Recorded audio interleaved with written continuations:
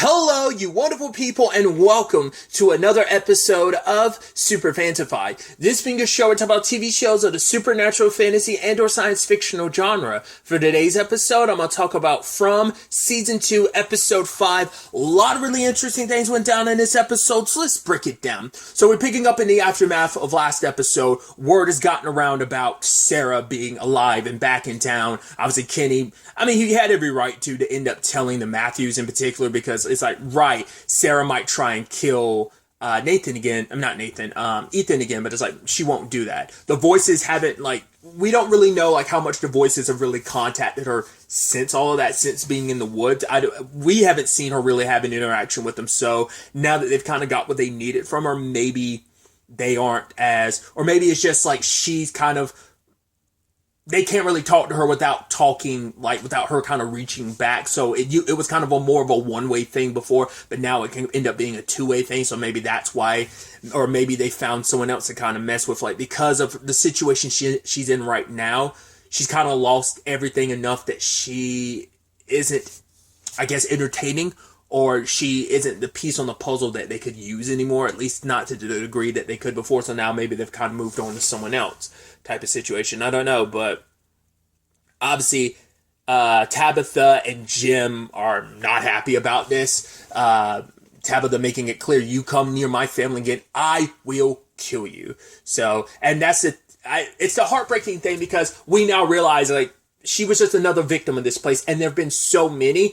Granted, the one we'll can easily go back to is Abby. Abby literally lost her mind, and it's the only difference is Sarah's still around, whereas Abby, Boyd put Abby down after she had killed a few people before she could kill Ellis. So we don't know what that situation would have been like. The only reason why that was resolved the way it was is because Boyd killed her, so she didn't have to be in the aftermath of it. Who knows if her situation would have gotten worse or better? Who knows? Sarah's situation seems to be getting better, but it makes you feel bad, because she is a victim of this. She was used by this place. She was desperate to go home, and now it's turned into this, Obviously, Ethan confronts her because he needs to. It's his way to face his fear, to face the trauma, and so he calls her a monster, because he's like, right, you went out in the woods and you lived. The fact of the matter is, the only people who live in the woods are monsters. You're a monster. You were supposed to be my friend, but we're not friends anymore.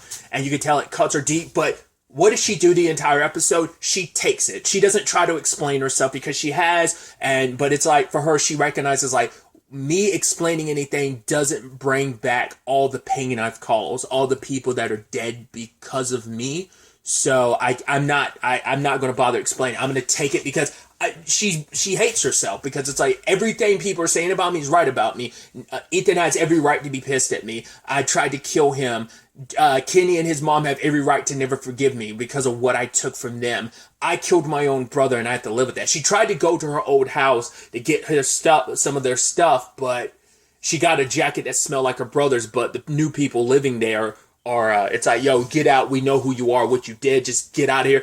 I don't know if that's the husband or whatever was kind of trying to be a lot more amenable.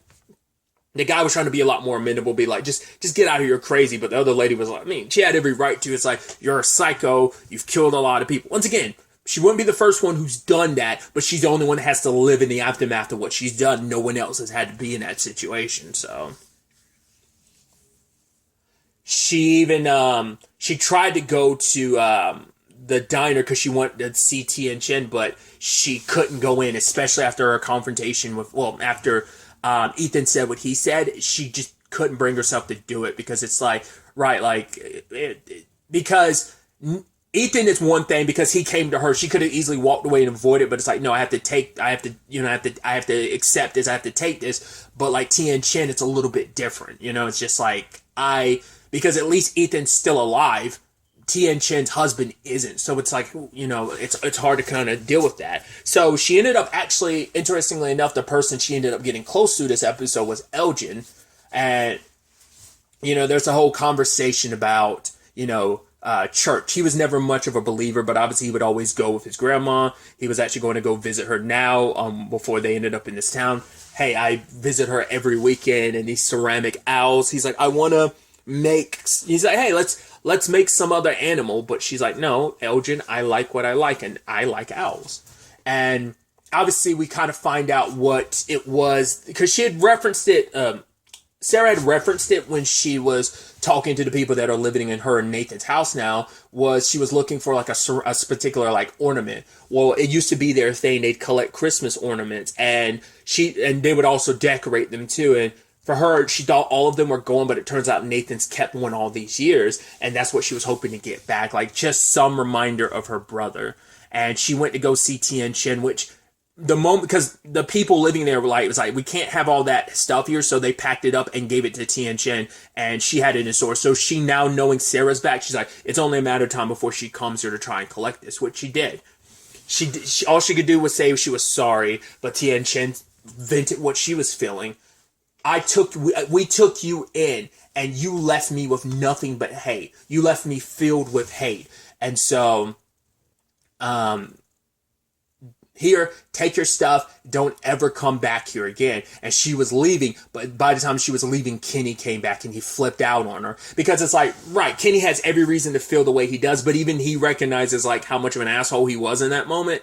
Because he's looking around, everyone looking at him. It's like, well, a lot of those people, some of those people probably don't have the context for it. It's like, the thing is, she is sorry for what she did, but, you know, sorry doesn't cut it. Maybe if Kenny had more time to deal with it, it's just like he just found out like literally yesterday. So he hasn't had time to kind of sit on it, and obviously how much of a toll it's taking on his mom too.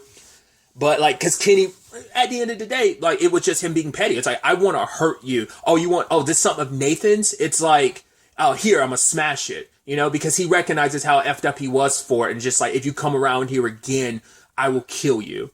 I know I will drag you to the box myself. Not even that he'd kill her directly himself, but he'd drag her to the box. But like looking around and seeing people look at him like that, like, no, I'm not the monster in this situation, she is. But seeing her kind of vulnerable like that probably made him feel like such a dick. Once again, it's a lot to process. He just found out the truth yesterday. So, it's easy for him to kind of lash out at her. And it's just like, right, your mom gave her the box and sent her on her way. She wasn't going to come back around here again, but... and now the last bit that she had that kind of connect to Nathan is gone. So, but for Kenny, it's probably like, good. She deserves to feel like hopeless and lost and with nothing. You took what was important to us. Good. And now I've taken it from you, but I don't know how well that's going to sit with him. Like, he's angry now, but I mean, I don't know. I'm not going to see like necessarily him coming around on this, and tied in all of that because, like I said, Elgin and Sarah were kind of talking previously at the church, and she had brought up the point of, right, the whole thing about, like, God forgives you no matter what bad things you've done as long as you're sorry, but Elgin's like, yeah, but I don't 100% believe that. He's like, that's just wishful thinking, and it's like, oh, did you do something so bad? And she's like, I killed my brother. And he was like, it was an accident, right? Which, yeah, it was, but it was because she was in the process of trying to kill a kid and her brother stopped her. And it's like, well, that's not the only sin I've committed. But for her, it's like, you'll find out eventually. Like, she doesn't want to try and explain herself. She's just like, Elgin, it was nice talking to you. So who knows if he's gotten the full story since then. But he's also in a very particular situation because this place has kind of resonated with him too. He had a nightmare about the place before, like when they were here. So when they like arrived, he was like, I had a bad dream, like some bad stuff is about to go down. So he is one of those people that is affected by this place. So maybe he's going to be a little more sympathetic. It's ironic, interestingly enough, because Tabitha is going through what she's going through. She's only talked to Julie about it, but if she probably talked to, doesn't make it okay, but if she talked to Sarah to be like, wait, Sarah went through this? Like, oh, wait, she was seeing stuff and this place was messing with her. This place is messing with me. I mean, because Ethan's also seen stuff. He's seen the boy in white. I'm also, well, because I think we as the audience know about the Abby situation, and obviously some of those who were around back then know about the Abby situation, but I don't think it's public enough knowledge. I don't think he's all opened up about the Abby situation, but only the people who were here then know, but maybe I'm mistaken. At the very least, Elgin helped Sarah pick up some of that stuff from the box. So, I mean, who knows what that's going to turn into. Like I said, maybe at that point in time he found out about the rest of Sarah's story, or maybe he still doesn't know, and maybe they'll get to talking and stuff. But he seems to like be the only one other than Boyd in the town who's willing to give Sarah a shot. Like everyone else is avoiding her because they know. I mean, the new people probably are hearing rumblings about what she did, but like everyone that was there, like when Sarah did what she did, probably going to avoid her like the plague. So, other than that, speaking of Boyd, we had him go to Donna because he's trying to get Donna on his side. But even Donna's like, all right, I'm going to tell you what this really is all about. You can't put it on Father Cautry because he's dead, so don't try and lay it on him. It's like, well, to be fair, it is kind of on Father Cautry, but when Boyd found out, he should have told them ahead of time. It's like, I don't know if that was the right move. Boyd did what he believed was right, so... And I think it was the right move because whatever went out there in the woods because of Sarah, like she did help him survive. Like he wouldn't have survived without her. And I think whether he realizes or not, what happened out there, whatever he gained from, what's home dude's name, Martin? Like that was significant. We just don't fully know the significance of it yet. But Donna's like, I know what this is all about. You're trying to like forgive Sarah because this isn't even about Sarah. This is about Abby. The fact of the matter is you wake up every morning wishing you could have done something. You could have helped her. Maybe you could have changed her from like spiraling the way she did. Once again, Sarah's in a very better place than I think Abby would have been if you had kept Abby alive. I don't think her situation would have gotten fixed. Sarah is a more amendable situation. So it's like, right, she's a, what's the word I'm looking for?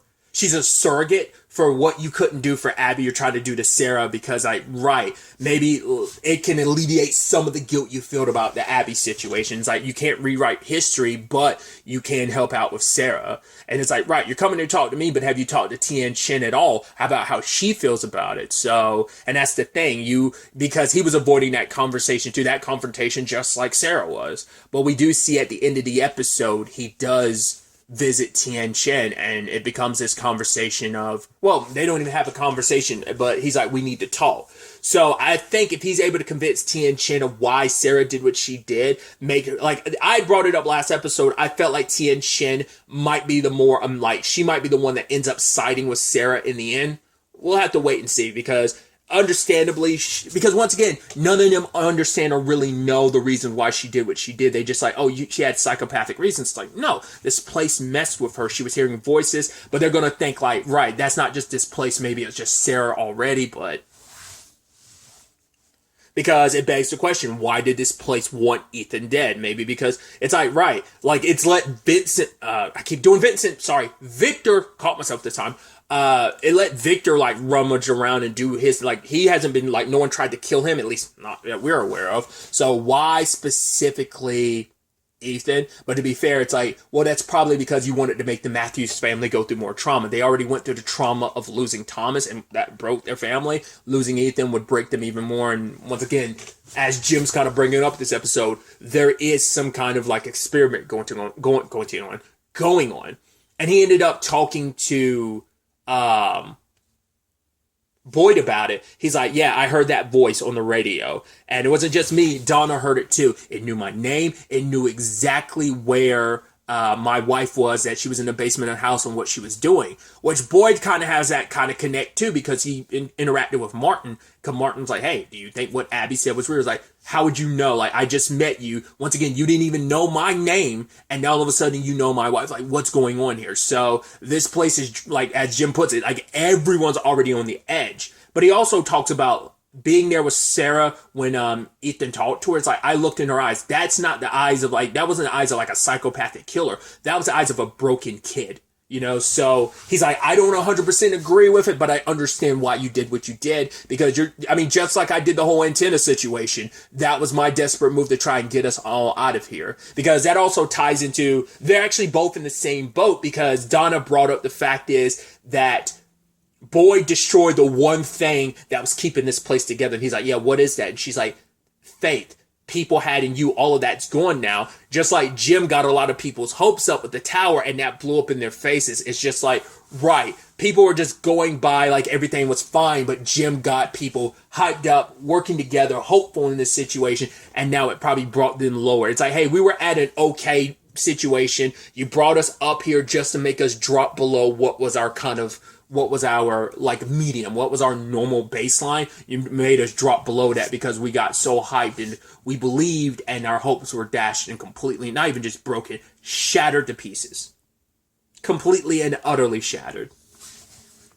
So Jim is saying like, right, we don't have to like each other. We don't have to fully even trust each other, but we do need to work together. And I think that is going to be a key partnership going forward because especially with everything going with the Matthews family, whatever's going on with Boyd, like, yeah, like there's pieces to this that they need to start like connecting. So we'll see where things kind of go on that front. And tying into that story is the whole thing with Christy. Obviously, she's been hanging out with Marielle the entire episode, and it's kind of like nice that they kind of get a little bit back of what they were, because it's like Marielle kept a shirt that smelled like her and everything, and she carried around all the time after Christy disappeared.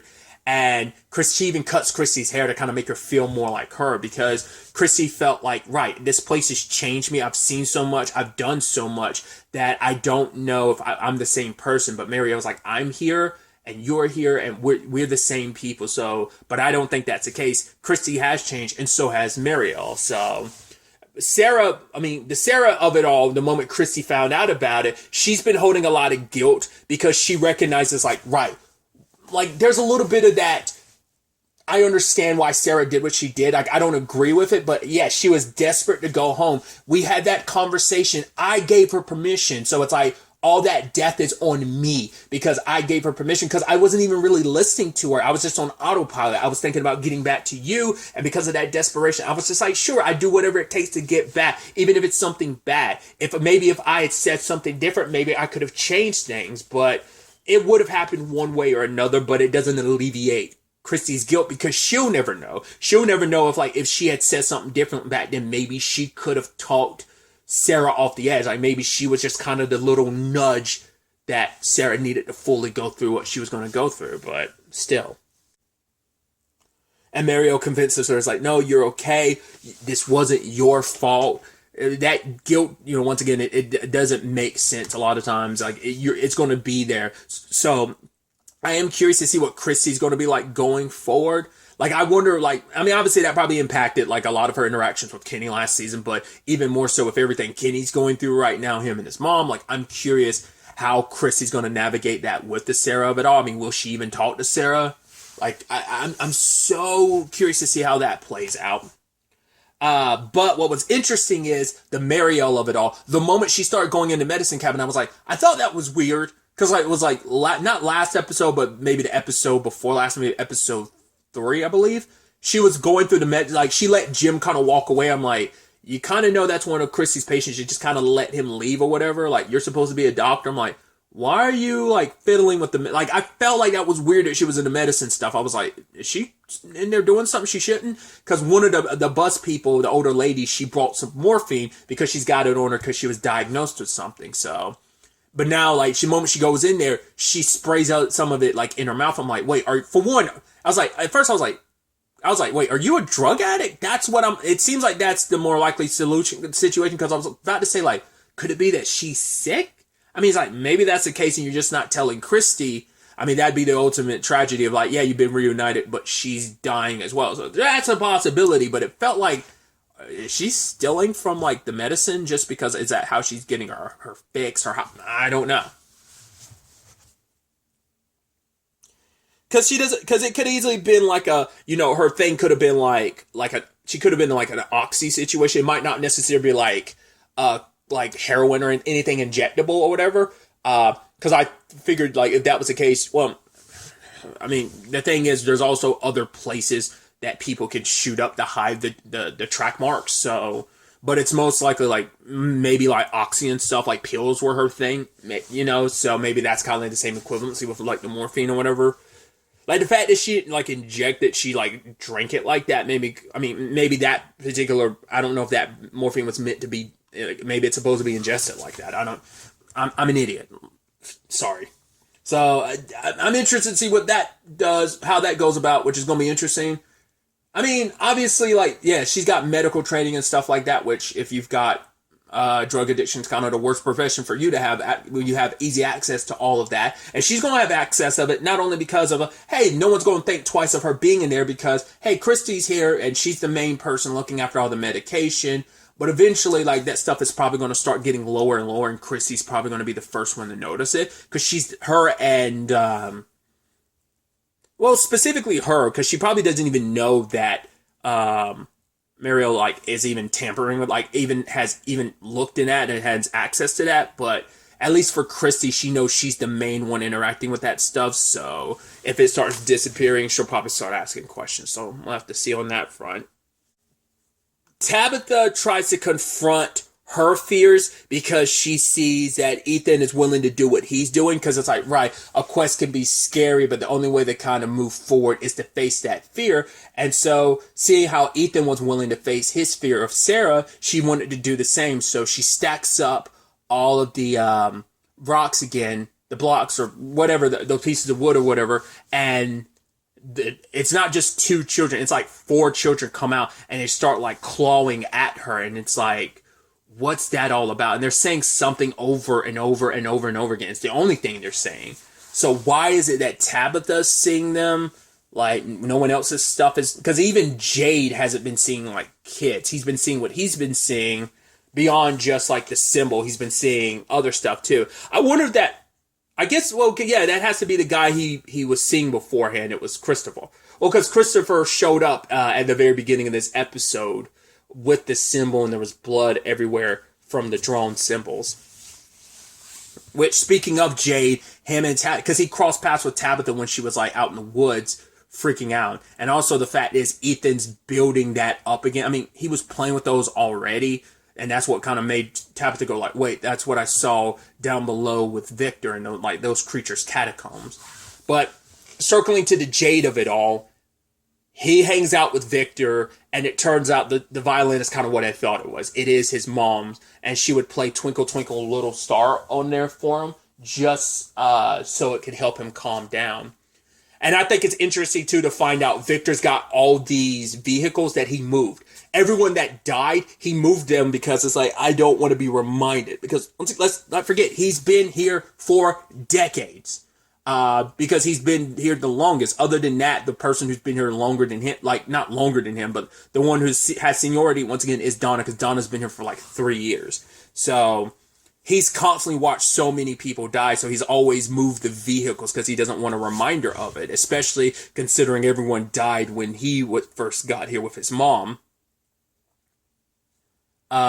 What's also interesting, too, is when he says there are actually cars further away, like beyond this rock, but they were there before we got here. I'm like, oh, so someone else in the past did the exact same thing as him moving the vehicle because no one wants to be reminded, right?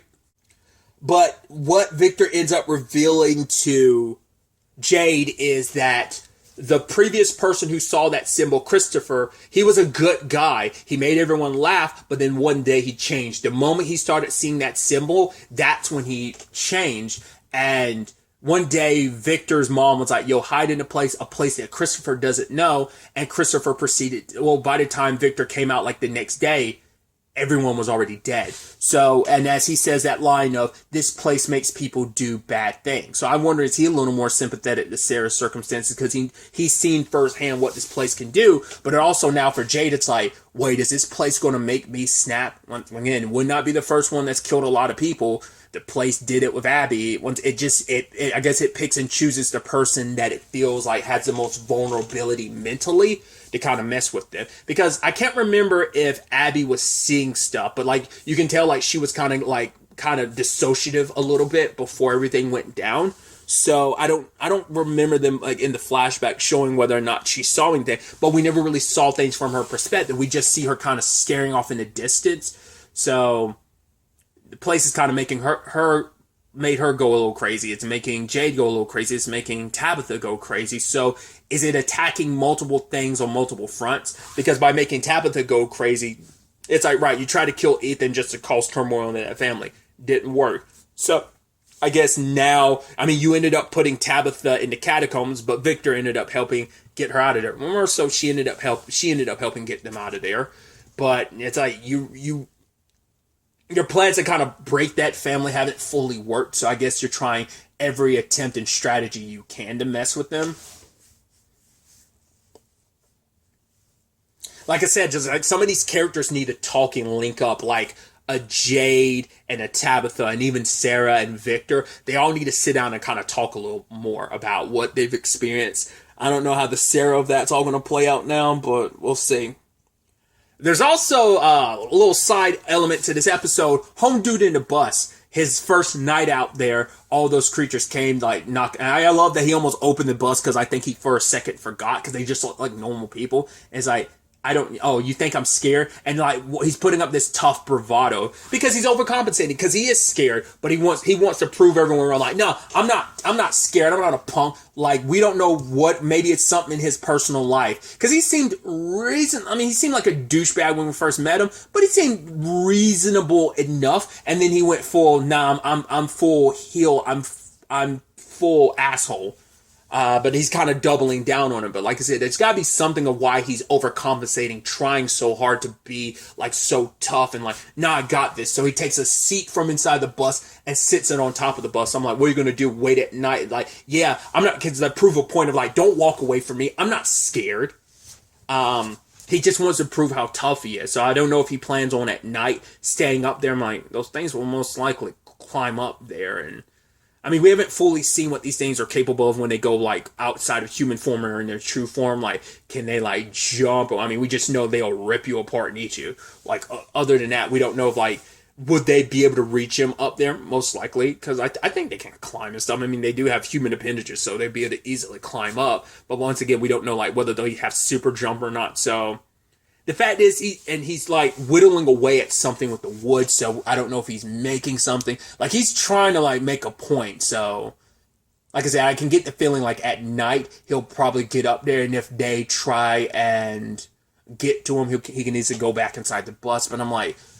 I don't know, that feels very stupid, but... Especially because he's making a point of, like, yeah, like, this talisman's here, you won't be able to do anything. It's like, yeah, but... Something's going to go wrong. Something severely is going to go wrong, and that rock is most likely going to fall. I mean, maybe it benefits him to be able to get out of there when he's able to, like be able to climb to the roof. But maybe they'll have the bus surround it.